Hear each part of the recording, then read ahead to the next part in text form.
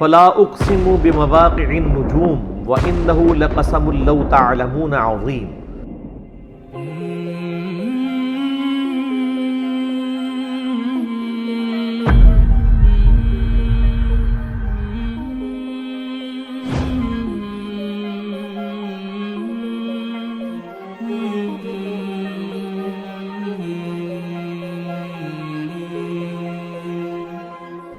میں قسم یاد فرماتا ہوں ان جگہوں کی جہاں پہ ستارے ڈوبتے ہیں، اور کاش تم جانتے ہوتے کہ کتنی بڑی قسم ہے جو ہم نے یاد فرمائی ہے۔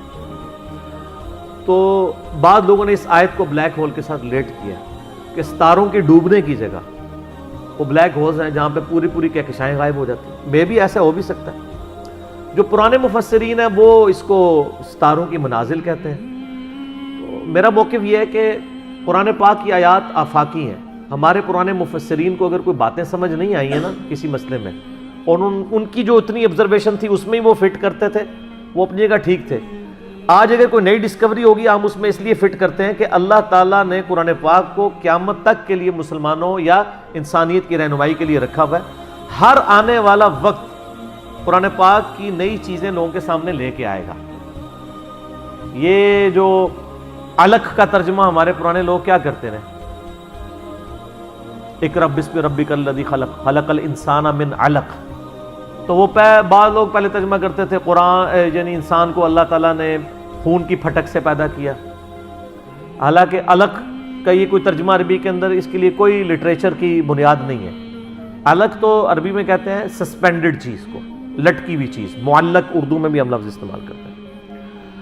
اور اسی طریقے سے علق کا ترجمہ آج کی ایک یعنی ماڈرن دور میں عربک میں لیچ کے لیے بھی استعمال ہوتا ہے، جونک جو ہوتی ہے۔ اور اس کی اگر شکل کو دیکھیں آپ، یعنی جو ایمبریو ہے رحم مادر میں، وہ انیشلی سسپینڈڈ فارم میں لیچ کی شکل میں ہوتا ہے۔ تو اب جو نئے لوگ ترجمہ کر رہے ہیں وہ کہہ رہے ہیں ہم نے جونک نما سسپینڈڈ چیز کی حالت میں رحم مادر میں بچے کو، جنین کو، ایمبریو کو رکھا۔ تو وہ کہتے ہیں یہ تو پرانے والوں کو تو پتہ تھا، پرانوں کو نہیں، لیکن اللہ کو تو پتہ تھا، اور اللہ نے اس چیز کو قرآن پاک میں ایڈریس کیا ہے۔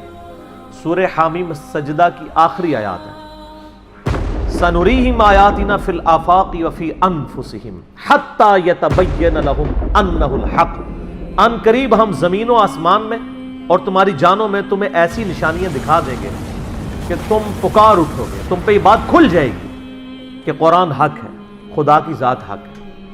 تو یہ ہر آنے والا زمانہ، ہر سائنٹیفک ڈسکوری خدا کی طرف لے کے جاتی ہے۔ میں اکثر کہتا ہوں نا کہ سائنس تو صرف ڈسکور کر رہی ہے، زلزلہ کس طرح آتا ہے؟ ٹیکٹونک پلیٹس کی ڈسٹربنس سے۔ اب اگر سائنس سے پوچھیں وہ ڈسٹربنس کون کرتا ہے، اس کا ٹائم پیریڈ کون ڈیفائن کرتا ہے، وہ کہتے ہیں it is physical phenomena of nature, اور فزیکل فینومینا آف نیچر کے پیچھے تو خدا ہے، وہ ڈیسائیڈ کرتا ہے۔ کائنات میں ہونے والی ہر چیز معجزہ ہے۔ یہ الگ بات ہے کہ ہم چند معجزات کے عادی ہو چکے ہیں۔ اگر کسی شخص نے یہ آبزرو نہ کیا ہو کہ چوزا انڈے میں سے نکلتا ہے، ایک لمحے کے لیے سوچیں، اور وہ پوری زندگی انڈا کھاتا رہے، اسے ایک دن بتایا جائے کہ یہ جو تم انڈا کھاتے ہو نا، یہ جو تمہیں اتنے خوبصورت چوزے اور مرغیاں نظر آتی ہیں اس میں سے نکلتی ہیں، وہ کہے گا میں نے درجنوں دفعہ توڑا ہے، اس میں تو کوئی ایسی دور دور تک چیز نہیں ہے کہ اس میں سے چوزا بن سکے۔ ایمانداری سے بتائیں ایسا ہوگا کہ نہیں؟ یا ایک بے قدر بیج کسی کو دکھایا جائے اور اسے یہ بتایا جائے یہ جو اتنا بڑا تم درخت دیکھ رہے ہو نا، یہ اس میں سے نکلا ہے، وہ کہتا ہے یار اس میں سے کیسے اتنا بڑا درخت نکل سکتا ہے؟ وہ درخت تو اتنا بڑا ہے، یہ تو اتنا سا ہے، وہ تو 6 ارب گنا بڑا ہے، لیکن ہم عادی ہیں۔ آپ پھولوں کو دیکھیں، اگر پھول کسی کو جس کو یہ نہ پتا ہو یہ زمین کی کالی مٹی میں سے نکلتے ہیں، وہ کبھی بھی نہیں مانے گا کہ مٹی میں تو دور دور تک ایسی کوئی چیز نہیں۔ فروٹ کو دیکھ لیں، کائنات کی ہر چیز ایک معجزہ ہے۔ یہ الگ بات ہے کہ ہم چند معجزوں کے عادی ہو چکے ہیں، اس لیے ہمیں وہ چھوٹے لگتے ہیں، ورنہ میں اللہ کی قسم اٹھا کے کہتا ہوں کہ مردے کا زندہ ہونا یہ چھوٹا معجزہ ہے، انڈے میں سے چوزے کا نکلنا اس سے بڑا معجزہ ہے۔ مردہ تو وہ پڑی ہوئی ہے لاش، وہی زندہ ہو رہی ہے نا، چوزے اور انڈے کا تو کوئی لینا دینا ہی نہیں دور دور تک۔ اس میں سے ایک لیسدار مادہ ہے، آپ وہ لیسدار مادہ اس میں سے نکال کے اوپن ایئر کے اندر لے آئیں، پھر آپ اس میں سے ذرا چوزے کی چونچ ہی کوئی ایک بنا کے بتا دیں، ابھی تو ہم انڈا بنانے کے لیے کسی کو کہہ ہی نہیں رہے, انڈا تو کوئی بنانے کا سوچ بھی نہیں سکتا. تو یہ جتنے physical phenomena of nature discoveries ہوتی ہیں, اس میں ہمارا ایٹیچیوڈ پرائمری یہ ہونا چاہیے کہ ہم اس کے بعد خدا کی شناخت کریں. قرآن پاک کی آیات میں اس کو زبردستی گھسیڑنے کی کوشش نہ کریں. کہیں کچھ بن بھی رہا ہوتا ہے, کہیں نہیں بھی ہو رہا ہوتا. ہم بھی یعنی کوشش کرتے ہیں جو قریب قریب وہ بات کر دیتے ہیں, ادروائز مجھے بھی ساری باتیں پتہ ہیں جو لوگ کرتے ہیں, لیکن یہ ساری چیزیں قرآن میں نہ بھی لکھی ہوں. اصل چیز یہ ہے کہ ہر فزیکل فنامنا آپ کو اللہ کی طرف لے کے جاتا ہے. تو یہ بلیک ہول کی ڈسکوری بھی اللہ کی قدرت کی بہت بڑی نشاندہی ہے, کیونکہ جس نے ڈسکور کیا ہے اس نے تو اس کو پیدا نہیں کیا, اس نے صرف جانا ہے. اور اس سے آپ یہ بھی اندازہ لگائیں کہ ہم یعنی کئی چیزیں اس کائنات کے اندر کہ جن کو ابھی ہم صرف ان کو جانتے نہیں, ان کی ڈیٹیلز تو چھوڑ ہی دیں, ہمیں تعارف بھی نہیں. میں نے کئی دفعہ بتایا کہ اس کائنات کے اندر اس وقت 250 بلین گلیکسیز دریافت ہو چکی ہیں, 250 ارب. ان گلیکسیز میں سے ایک گلیکسی ہماری ملکی وے ہے, جس میں 300 ارب سے زیادہ سورج ہیں, جن میں سے ایک سورج یہ ہے, اور یہ سب سے چھوٹا سورج ہے. اس طرح کے 300 ارب سورج ہیں, اور ایک ارب اتنا بڑا فگر ہے کہ اگر کوئی شخص 24 گھنٹے گنتی گنتا رہے نا, 25 سے 30 سال چاہیے ایک ارب گنتی گننے کے لیے. 24 گھنٹے اور کوئی کام نہ کریں. آپ 86,400 سیکنڈ, ہر سیکنڈ میں ایک دفعہ بھی گنے تو آپ 1 لاکھ کی بھی گنتی پوری نہیں کر سکتے, اور 25-30 سال تک گنتے رہے تو 1 ارب ہے. تو 300 ارب سورج ادھر ہے, اور اس طرح کی 250 ارب گلیکسیز. اسی لیے سائنٹسٹ کہتے ہیں کہ سمندر کے ریت کے ذرے جو سمندر کے کنارے پہ ہیں وہ کم ہے, کائنات میں جو سیٹلائٹس ہیں, سٹارز ہیں, وہ اس سے زیادہ ہے.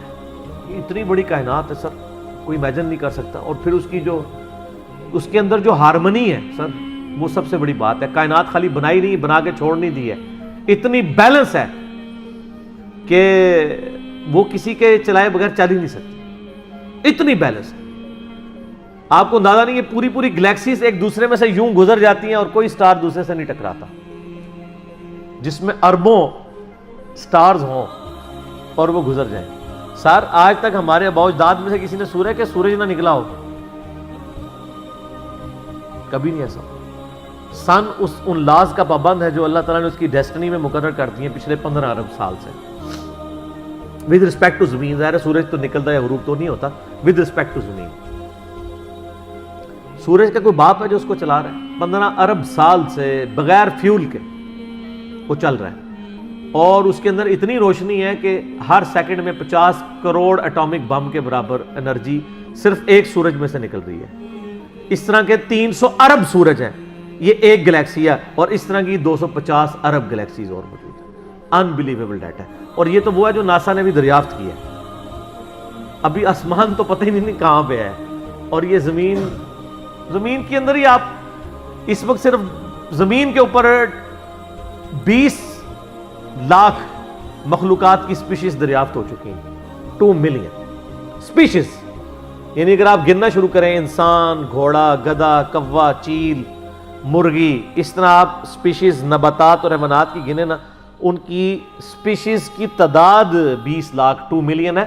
پھر ایک ایک سپیشیز وہ آگے پھر بلینز میں, انسان ہی 7-8 ارب ہے. زمین پہ صرف حشرات الارض, انسیکٹس اور کیڑے اتنے ہیں کہ ہر انسان کو اگر 20 کروڑ کیڑے دے دیے جائیں, 8 ارب کے قریب انسان ہے نا, ہر بندے کو کہا جائے 20 کروڑ لے لو کیڑے, تو اس سے زیادہ کیڑے. وہ تو صرف کیڑے کی بات ہو رہی ہے سر. تو یہ تو نہ ختم ہونے والا ڈیٹا ہے, اس پہ بہت بولا جا سکتا ہے. فی الحال ہم اس پہ ہی واپس آتے ہیں کہ آئنسٹائن کی جو ایک تھیوری تھی وہ آج پریکٹیکلی سامنے آ گئی ہے. کاش آئنسٹائن کوئی حافظہ اللہ ہوتا یا رحمہ اللہ ہوتا تو ہم بھی خوش ہو رہے ہوتے. خیر, ہم یعنی ان کی جو خدمات ہیں وہ تو ان کو تو اپریشیٹ کرتے ہیں, کوئی شک نہیں ہے. بالی ان چیزوں سے ہمیں یہ بھی پتہ چل گیا کہ علم غیب کسی کے پاس نہیں ہوتا. اللہ تعالیٰ ایکوائرڈ نالج کے ذریعے کسی کو علم دے دے, ورنہ یہ ساری ڈسکوریز جو آج کل کی ماڈرن ایج میں ہے, پرانی ایج میں تو مسلمانوں نے بھی کچھ کی ہیں, لیکن ماڈرن ایج میں مسلمانوں کی کوئی دور دور تک کنٹریبیوشن ان چیزوں میں نظر نہیں آتی ہے. تو اس کا تعلق مسلمان یا کافر ہونے سے نہیں ہے, ایفرٹ کے ساتھ ہے. انسان کے لیے وہی ہے جس کی وہ ایفرٹ کرتا ہے. باقی ان ساری چیزوں کے بعد خدا کا تعارف کرنا چاہیے کسی بھی خوبصورت چیز کو دیکھیں سبحان اللہ بولے کہ یہ پاک یا بے عیب یا حیران کن نہیں ہے. حیران کن تو وہ ہستی ہے اور بے عیب تو وہ ہستی ہے جس نے اسے پیدا کیا ہے, جس نے اسے کریشن ایکس نہیلو کیا ہے, عدم محض سے وجود بخشا ہے. تو خدا کا تعارف ان چیزوں سے ہوتا ہے. تو میں یہی اس کے اوپر میسج دوں گا کہ بلیک ہول کی ڈسکوری آپ کو ایک اللہ تعالیٰ کی نئی شان کل یوم ہوا فی شان, یہ آپ کے اوپر کھول رہی ہے. ٹھیک ہو گیا.